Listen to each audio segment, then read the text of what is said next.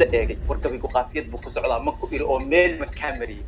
adeero sidii oromkii awalba orom baad ahayd oo addoon baad ahayd intaad halkaas soo fariisato sidii gabadhii baad aniga ii buraanburaysaa qaynuunka gabay salaadu markaan qaafiyadda eegay uma qalantid salaadow inaad qoys u hadashaa war habar gidiri cid kale ii keena salaad waa kaa dakhoolan ka noqday oo daqiiqadihiisii kala garan waayey adiga iyo deeqii qaldamay qur isma dhaantaan haddaanse qaylad aadii badnayd qodob ka faaleeyo qaamuuska taariikhda oo qoran markaan eego nin abaal quba baa tahay iyo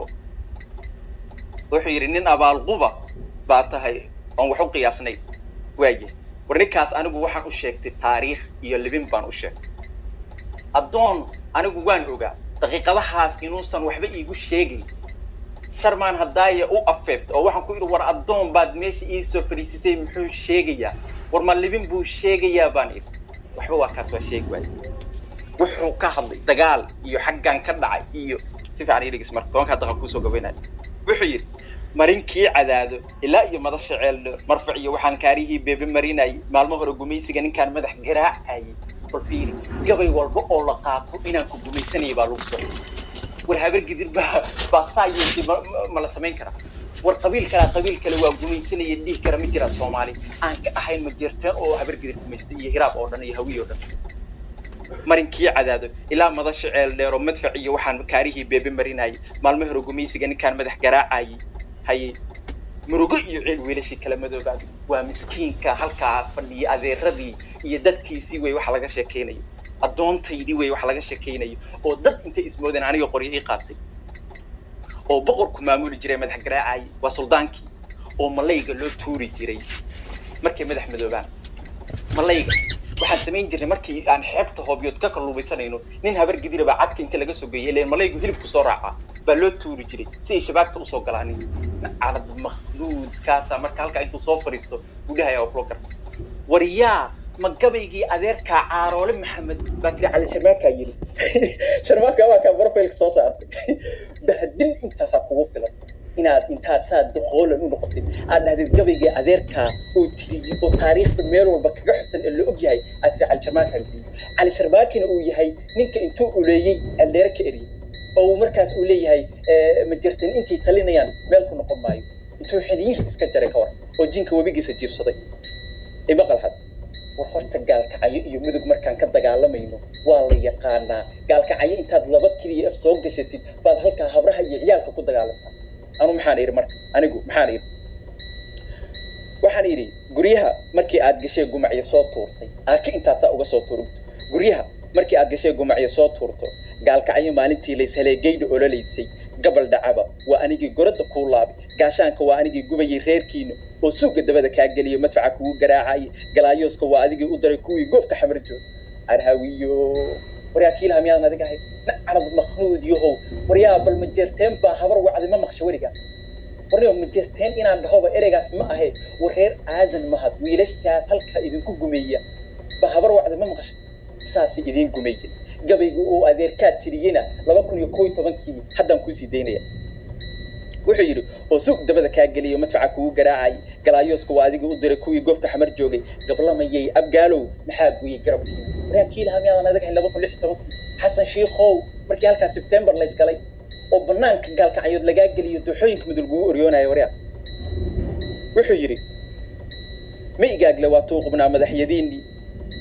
معاش لقى مهلين وير كي متحيين دقير مرقلي قرتي هلان بي مدح ما يشان وطبتا هدرتا او دقير انتو عاود عناي ودقيقه دي سو ilaaway عرض مخنود مقلي waxay keentay miiska aad tahay war reer aadan mahad waxa qabsaday maanta reer jalafay wuxuu maal lahaa sacad xiriyaha lagu madoobay suuqii saaloola dhacay meecaadkii horweynkii rag baa meersado kale waa geeloodi waxa hortaada lagu maalaya jeegta maandeeqay maslaxa kaaga ma helin ee waa ka marorsaday waryaa haye miyuusan adeerka ahayn kiilaha dal ma haysano waa ka nimid dooxadii mudug dad ma haysano waa ka nimid diracyadeeni daarood ayaa looga tagay duulka reer maad reer maadiyay waryaa ma jirteen iyo daarood ka tag waryaa maxamed saleebaan ka tag waryaa cumar maxamuud ka tag war reer aadan mahad waxa saa idin gumeynay waryaa arab baata markaas intaad aniga boostaaso igu timaado baad waxa dhahdaa aree hawiinimada nagu daayay markaas waxa dhanaa waryaa meeshan reer aadan mahad ma joogaaniin nimankii ku gumayn jiray xorriyad iskaga soco laangab iyo la soo ceeliyo reer aadan mahad soo ceelay nacalad baa kugu tahay ducufada ma dhaaniyo hurraha sameeya doonka bal wuxuu isku tilmaamay fiir hurri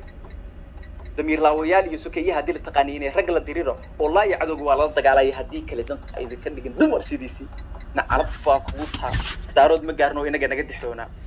adeerkii markii la laayay gabaygan aan ka horreysiiyo wuxuu yidhi dadka inaydan meel uga ekayn daacun iyo shaash waa habar gidirtaa diiftii jirkooda bedelin dugubsanaantooda daanyeer inay wada dhasheen diidayaa oran dabaadiyo xoolaha qurxoon way ka didayaan digir la'aan inaysan joogi karin diidayaa oran ducufada isbaarada dhigtoo darajo aan haysan oo dumiya mooye aqoon darajo dheer gaara dadku waa dulaystaana diidayaa oran waa aniga dadkii dulaysan jira daab iyo haddaan lala dhacayn danabka liishaanka sidii aan u dili jiray haddaan duudka laga fuulin dameeraha fakaday kama duwana diidayaa oran dabar iyo hoggaan iyo haddaan dacayo saarnayn wuxuu yidhi dabar iyo hoggaan iyo haddaan dacayo saarnayn daaraha haddaan lagu dhisin oo dad lagu sheego daabad aan hubaysnayn noqdee diidayaa oran dawladaha markii aan dhistoon darajo dheer gaaro deegaankooda anigaa lahoo waa dad aan jirinay dilka iyo dharbaaxada intaan danab ka leefsiiyo duniyada inay raacayaan diidayaa oran waa waxaa maanta 10 magaalo iyo degaan aan halkaas soo tiriyey oo uu sheegi waayo oo caawa dhan sidii Falastiiniga uu leeyahay waraa dhul baan haysta waraa maxaad dhulku u sheegi weyday waraa dhulku miyana magac lahayn 140 jeer baan kuu sheegay waraa oo ku su'aal makhnuudku ahaan waay adeerkaa muxuu yidhi marka dambas uun miyaan soo gurtaa mise dadkaygii mid saleebaan baa waxaa la yidhi waraa ka waran intuu dagaalka ka yimid dambas iyo dad buu soo kala guri waayey xabad inta lala dhacay bay dambas noqdeen markaas wuxuu leeyahay dambas uun miyaan soo gurtaa mise dadkaygii dambi ayaan qofalan miyaa dunida loo dhaafay diriicyada raggii aan lahaa doorkan soo jabay dabacsan bay noqdeen raggii doobiyeyn jiray sacad waa dalagan yahay oo maanta dirir aqoon waa dareen male saleebaanka oo iyo dirin xoo kale darxumay ka doorteen inay dirirta qaadaan cayrkuna dagaal geli mayaan oo waa daa'imo kale nacalad makhluud sacadkaa la leeyahay sacad waa dalagan yahay oo maanta dirir aqoon waa waryaa wiilasha inaad saa u cararto oo dambaska kaa dhigay miyaysan ahaan waryaa dadkaa ku gumaysanaya maxaa maantay aad halkaas la soo fadhiisatay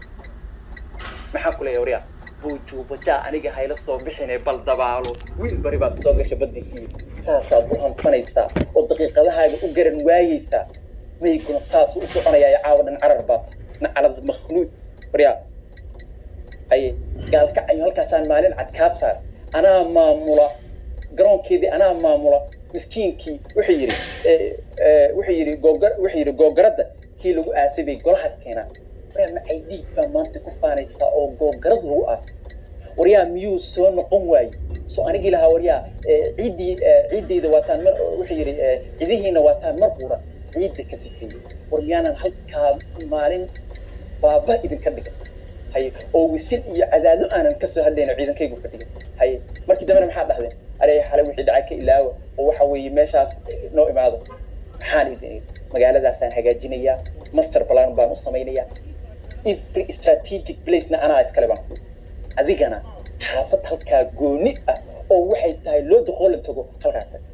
markaasaan weliba waxaan ku idhi waryaa ma gumaysi ka weyn baa jira heshiiskii la kala saxiixday ee aan idhi anigu markii aan ka fulinayo baraxli markaan operationka laga fulinayo si wada ah baa loo fulinaya markii xaafadaha kale gaalkacyo aan anu deganahay laga fulinayona ciidankaygaa fulinaya waryaa gumaysigaasaad yeeshay sababtoo ma amar baad aniga igu soo celin karaa muxuu yahay golaha marka aad soo fariisan ka dhaawaryaa gun yahay guntu dhashay waa laysu joogaa dadkii ku gumaysan jiray baa kalaab house jooga taariikhdiina iyo gumaysigii laydinku dhifan jiray iyo awowyaashiinii guska iska goyn jiray oo aad hadirtaa sa uga cararaysa war bal ninkii gabayga la tidhi waryaa soo awowgaa gabaygaasoo dhan intuu soo tiriyey wuxuu leeyay inta ay majeerteen talinayaan tii ku noqon maayo meesha uu leeyahay ku noqon maayo hadda waa xeran dheer ogaada waa xaruntii habar gidir weeye wiil waxa weeye cali sharmaantaasaa ugu joojinayay oo mid degaha jarayay oo mid kalluunka intuu kusoo qabsanaya halkaa u barsanayay oo mid sidii ariga raacinayay oo waxa weeye saa u kala gumaynayay haye habar gidirtu waa kuwan anigu soo hanuunsaday gabigaan kugu bilaab waryaa miyuusan ahayn oo inaan dadba idinaan ahayn oo aad dunya tihiin